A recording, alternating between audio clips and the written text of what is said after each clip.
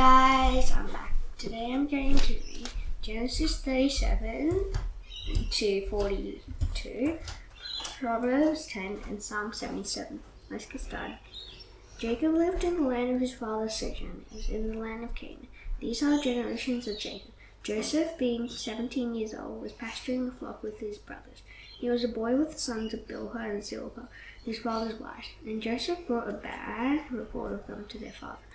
Now Israel loved Joseph more than any of his other sons, because he was the son of his old age, and he made him a robe of many colors. When his brothers saw that their father loved him more than all the brothers, they hated him and could not speak peacefully to him.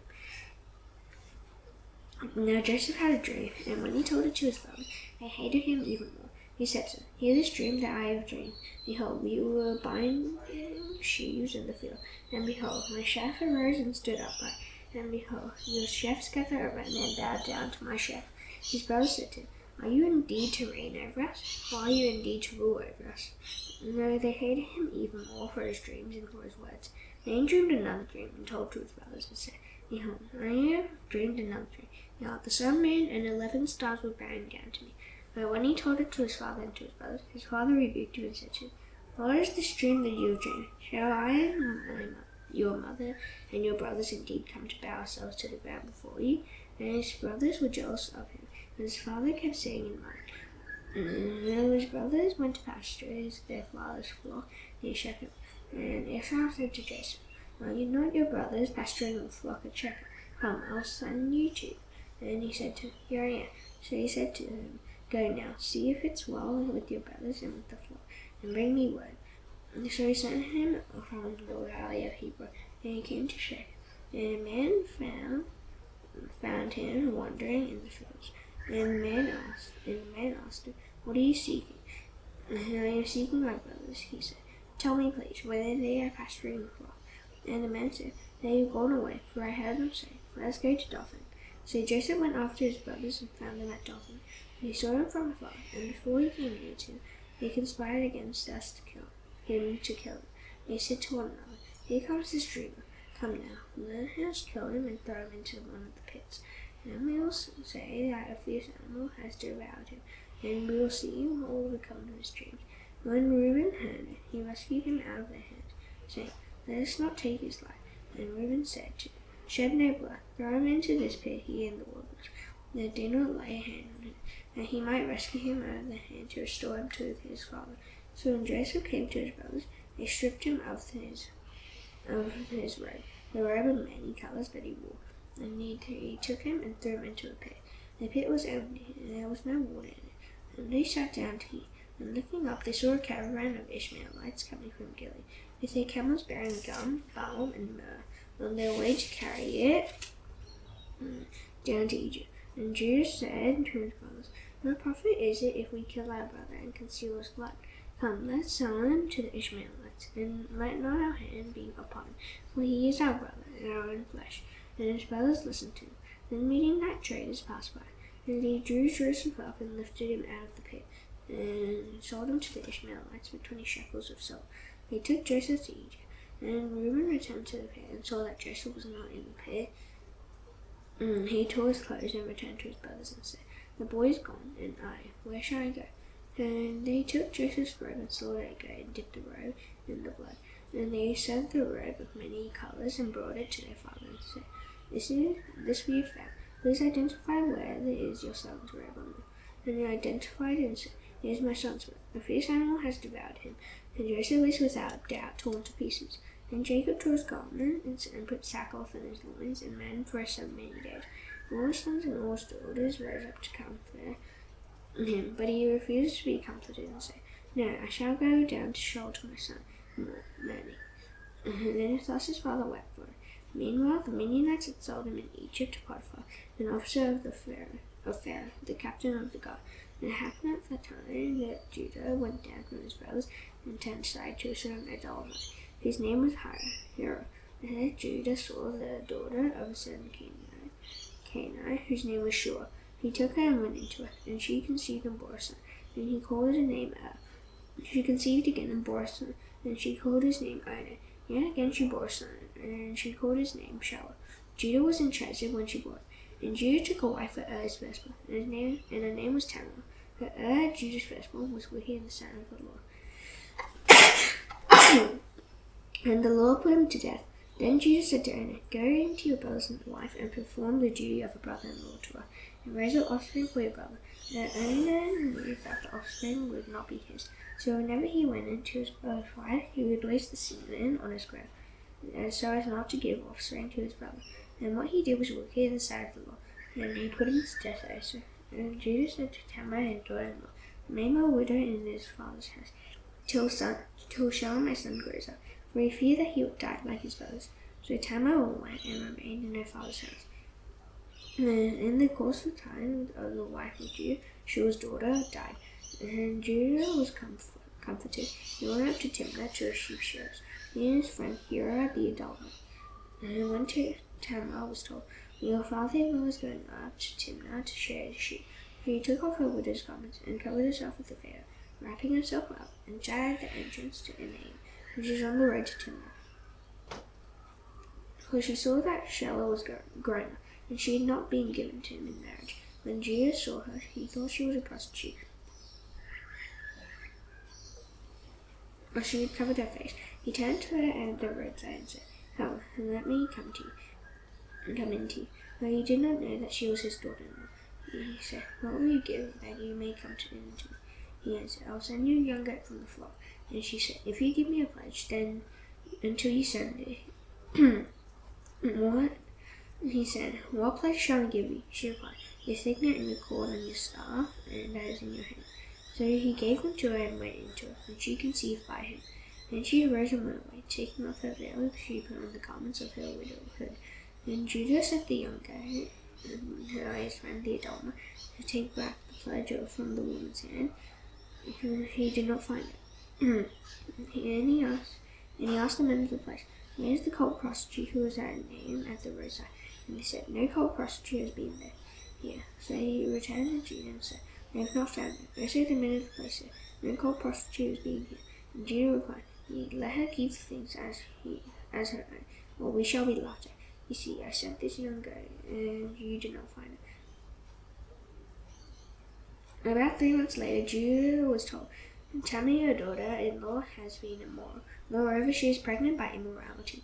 And Judah said, "Bring her out, and let her be burned." And as she was being brought out, she sent word to her father-in-law, "By the men to whom these belong, I am pregnant."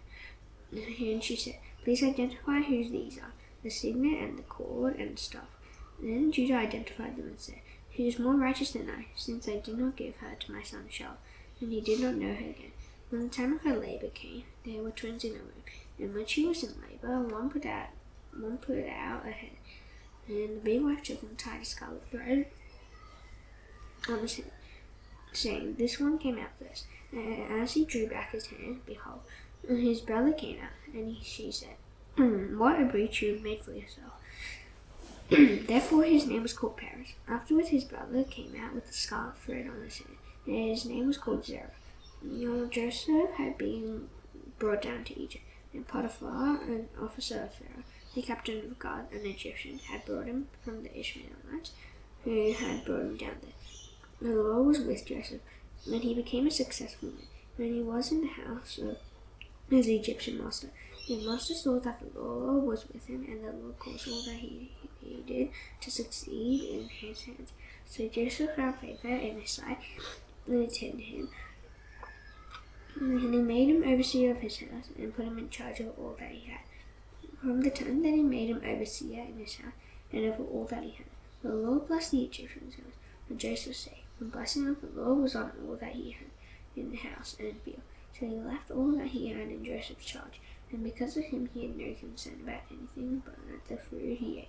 Now Joseph was handsome in form and appearance, and after a time his master's wife cast her eyes on Joseph and said, "Lie with me." But he refused and said to his master's wife, "Behold, because of me my master has no concern about anything in the house, and he has put everything he has in my charge. And he is not greater in this house than I am, nor has he kept back anything from me except you." except you, because you are his wife.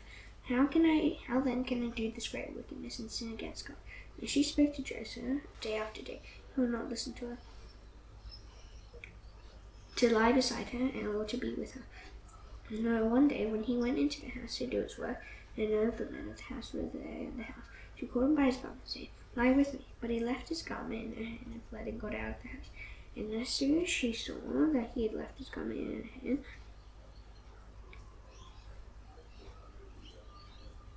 and fled out of the house, she called to the men of her household and said to them, See, he has brought among us a Hebrew to laugh at us.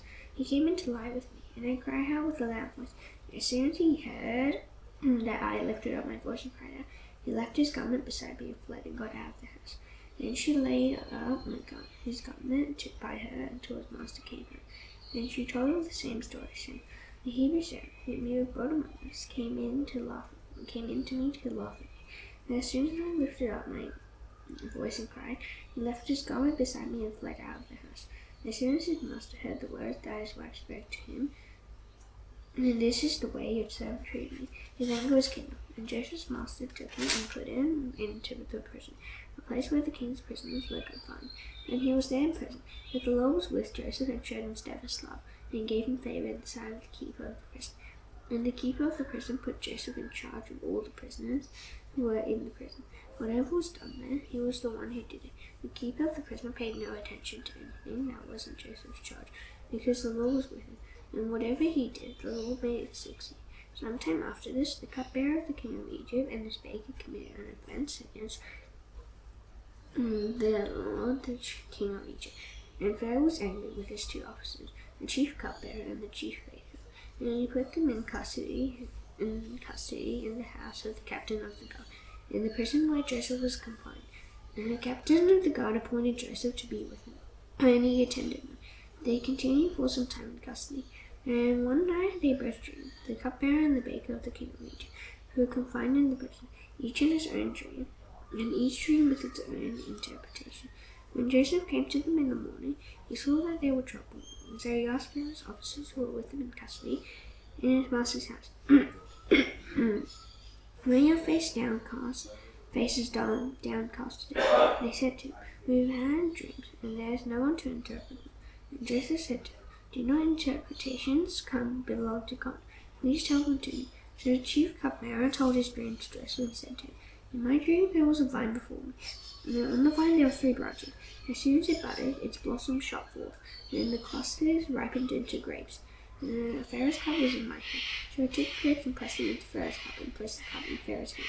And Jacob said to him, This is its interpretation. The 3 branches are 3 days. In 3 days Pharaoh will lift up your head and restore you to your office. And you shall place Pharaoh's cup in his hand as formerly, when you were his cupbearer. Only remember me when it is well with you, and please do me the kindness to mention me to Pharaoh, so get me out of this house.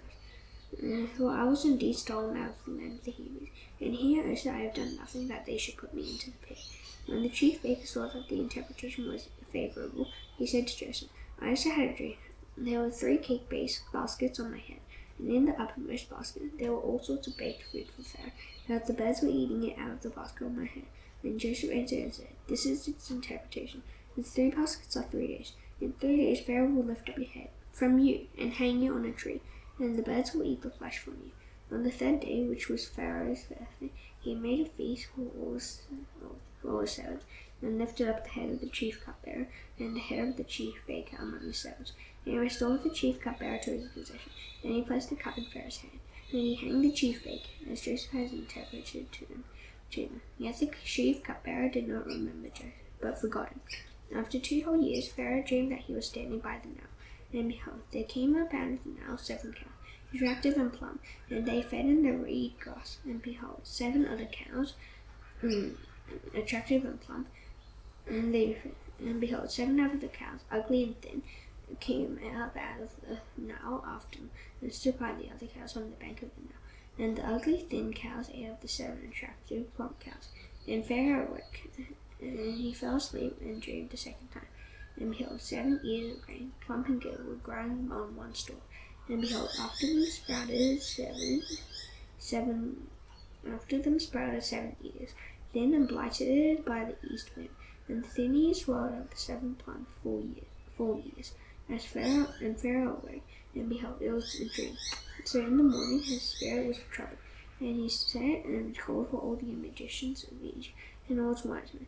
Pharaoh told them his dream, but there was none who could interpret them to Pharaoh. And the chief cupbearer said to Pharaoh, I remember my offences today. When Pharaoh was angry with his servants and put me and the chief baker in custody in the house of the captain of the guard, he dreamed on the same night, he and I, each having a dream with its own interpretation. And a young Hebrew was there with us, the servant of the captain of the guard. When we told him, he interpreted our dreams to us, giving an interpretation to each man according to his dream. And as he interpreted to us, so it came about. I was restored to my office, and the baker was hanged. Then Jacob sent and called Joseph, and they quickly brought him out of the pit. And when he had shaved himself and changed his clothes, he came in before Pharaoh. And Pharaoh said to Joseph, I have a dream, and there is no one who can interpret it. I have heard it said of you that you can hear a dream, you can interpret it. Joseph answered Pharaoh, it is not in me. God will give Pharaoh a favorable answer. Then Pharaoh said to Joseph, behold, in my dream I was standing on the banks of the Nile, and 7 cows, plump and attractive, came up out of the Nile and fed on the reed grass. 7 other cows came up after them, and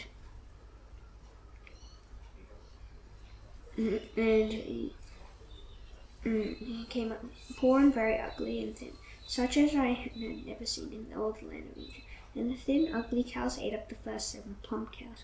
But when they had eaten them, no one would have known that they had eaten them, for they were still as ugly as the beginning. Then I awoke. I also saw in my dream 7 ears growing on one stalk, full and good. 7 ears withered thin and blighted by the east wind spread after them. And the thin ears swallowed up the 7 good ears. And I told it to the magicians, and there was no one who could explain it to me. Then Pharaoh said to Pharaoh, the dreams of Pharaoh are one. God has revealed to Pharaoh what he is about to do. The 7 good cows are 7 years, and the 7 good ears are 7 years. Your dreams are one. The 7 lean and ugly cows that came up after them are 7 years, and the 7 empty ears blighted by the east wind are also 7 years of famine. As I told Pharaoh, God has shown to Pharaoh what he is about to do. There will come 7 years of great plenty throughout all the land of Egypt, but after them there will arise 7 years of famine. Then all the plenty will be forgotten in the land of Egypt.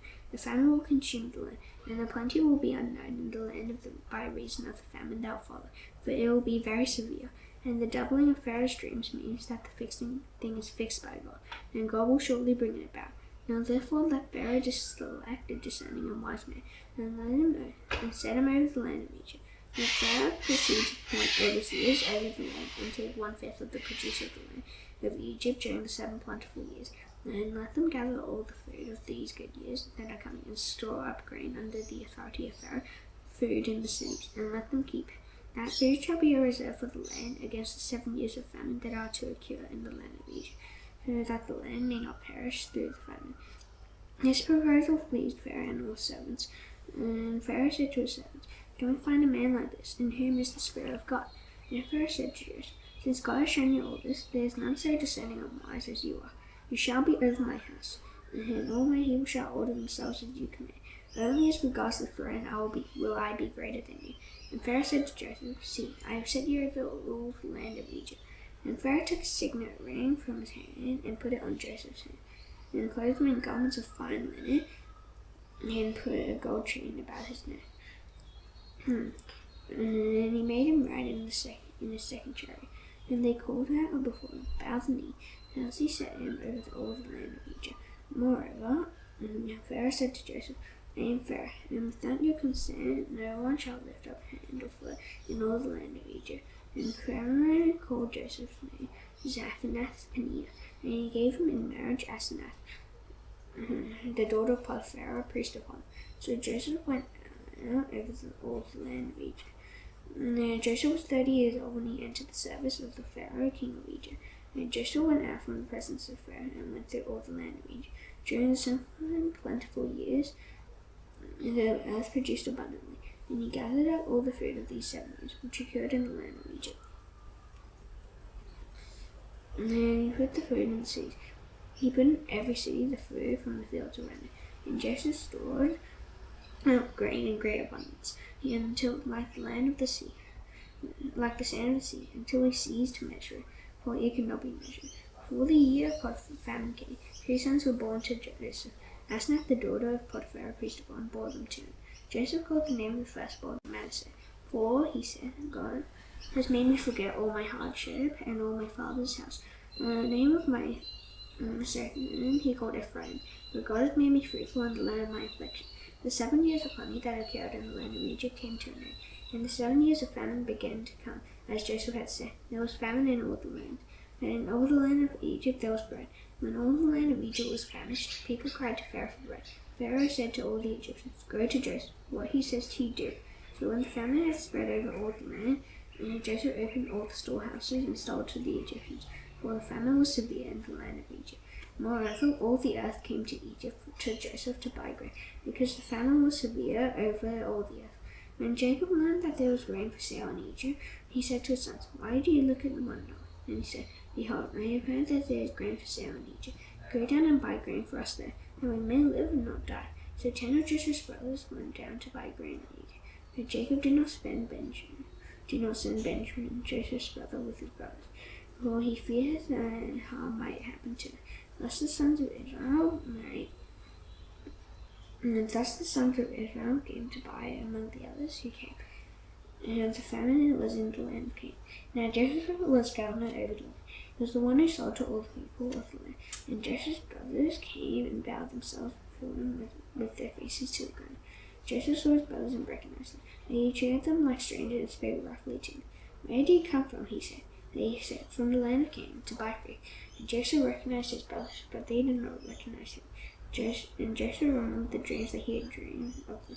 And he said to them, You are spies. You have come to see the nakedness of the land. And then they said to him, No, my lord, your servants have come to buy food.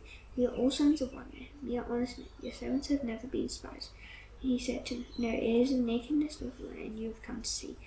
And he said, We, your servants, are 12 brothers, sons of one man in the land of Canaan. And behold, the youngest is this day with our father, and one is no more. But Joseph said to them, It is as I said to you, you are spies. By this you shall be tested. By the life of Pharaoh, you shall not go from this place unless your youngest brother comes here. Send one of you and let him bring your brother, while you remain confined, that your words may be tested, whether there is truth in you, or else by the life of Pharaoh, surely you are spies. And he put them all together in custody for 3 days. On the 3rd day Joseph said to them, Do this and you will live, for I fear God. If you are honest men, let one of your brothers remain confined where you are in custody, and let the rest go and carry grain for the famine of your household. And bring your youngest brother to me, so your words will be verified, and you shall not die. And they did so. And then they said to one another, In truth, we are guilty concerning our brother, in that we saw the distress of his son when he begged us, and we did not listen. That is why this distress has come upon us. And Reuben answered me, Did I not tell you not to sin against the boy? But you did not listen. So now there comes a reckoning for his blood. And they did not know that Joseph understood them. For there was an interpreter between them. Then he returned away from them and wept. And he returned to them and spake to them. And he took Simeon from them and bound them before their eyes. And Joseph gave orders to fill their bags with grain, and to replace every man's money in a sack, and to give them provisions for the journey. This was done for them. And they loaded their donkeys with their grain and departed. And as one of them opened his sack to give his donkey fodder at the lodging place, he saw his money in the mouth of his sack. He said to his brothers, My money has been put back. Here it is in the mouth of my sack. At this their hearts failed them, and they turned trembling to one another, saying, What is this that God has done to us? And then they came to Jacob their father in the land of Canaan. And they told him all that had happened to him, saying, The Lord of the land, spoke roughly to us and took us to be spies of the land. And we said to him, We are honest men, we have never been spies. We are 12 brothers, sons of our father. One is no more, and the youngest is this day with our father in the land of Canaan. Then the man, the Lord of the land, said to us, By this I shall know that you are honest men, Leave one of your brothers with me, and take grain for the famine of your households, and go your way. Bring your youngest brother to me, and I shall know that you are not spies, but honest men. And I will deliver your brother to you, and you shall trade in the land. And as they emptied their sacks, every man's bundle of money was in his sack. And when their father saw the bundles of money, they were afraid. And Jacob their father said to them, You have bereaved me of my children. Joseph is no more, and Simeon is no more. Now you would take Benjamin. All this has come against me. Then Reuben said to his father, Kill my 2 sons if I do not bring him back to you. Put him in my hands, and I'll bring him back to you. He said, My son shall not go down, for his brother is dead, and he is the only one left. If harm should happen to him on the journey that you are to make, you will bring me down to my grey hairs with sorrow and to Sheol. Proverbs 10.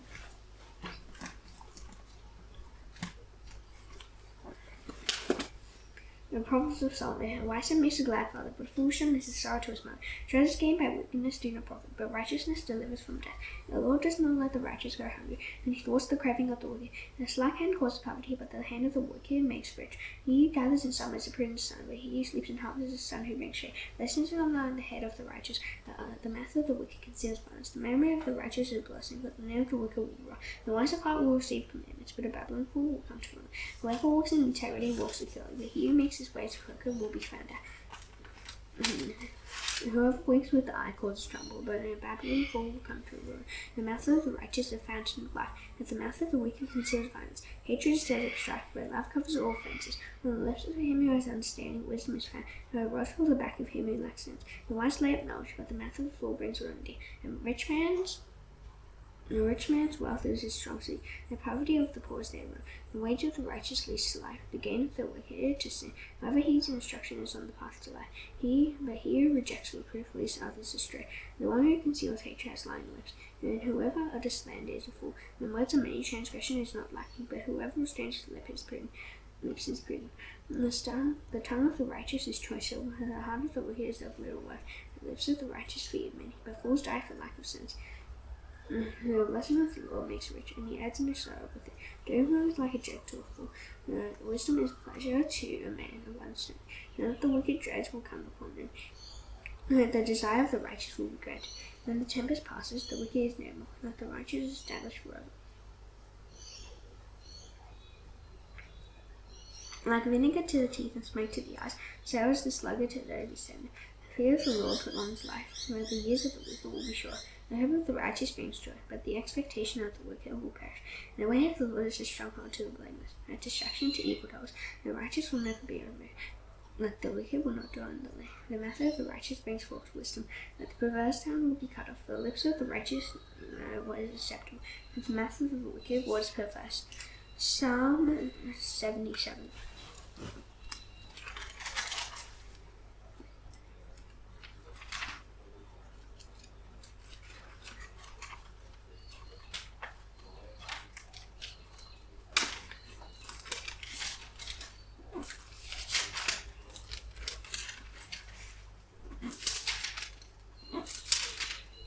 I cry aloud to God, and he will hear me. He will hear me. In the day of my trouble I seek the Lord, and in the night my hand is stretched out without wearying. My soul refuses to be comforted. When I remember God, I moan. When I meditate, my spirit faints. You hold my eyelids open, so I am so troubled that I cannot speak. I consider the days of old, the years long ago. I said, Let me remember my song in the night. Let me meditate in my heart. Let my spirit make a diligent speech. Search, will the Lord spend forever, and never again be favorable, and his steadfast love forever cease. My promises have an end for all time. Has God forgiven to be gracious? Has he in anger shut up his compassion? And then I said, I will appeal to the years of the right hand of the Most High. I will remember the deeds of the Lord. Yes, I will remember your wonders of old. I will ponder all your work and meditate on your holy, mighty deeds. Your way, O God, is holy. O God is great like our God. You are the God who works wonders. You have made known your might among the peoples. And you with your arm redeemed your people, the children of Jacob and Joseph. When the waters saw you, O God, when the waters saw you, they were afraid. Indeed, the deep trembled. The clouds poured out water. The skies gave forth thunder. Your arrows flashed on every side. The crash of your thunder was in the whirlwind. Your lightnings lighted up the world. The earth trembled and shook. Your way was through the sea. Your path through the great waters. Yet your footprints were unseen. You led your people like a flock. the Lord the hand of Moses and Aaron. Now that's done, I shall now do the Lord's Prayer. Raise thy heads. Our Father in heaven, hallowed be your name. Your kingdom come, your will be done on earth as it is in heaven. Give us today our daily bread. Forgive us our debts, as we also forgive our debtors. Lead us not into temptation, but deliver us from the evil one. For yours is the kingdom, and the power, and the glory forever. Amen. See you tomorrow. Bye.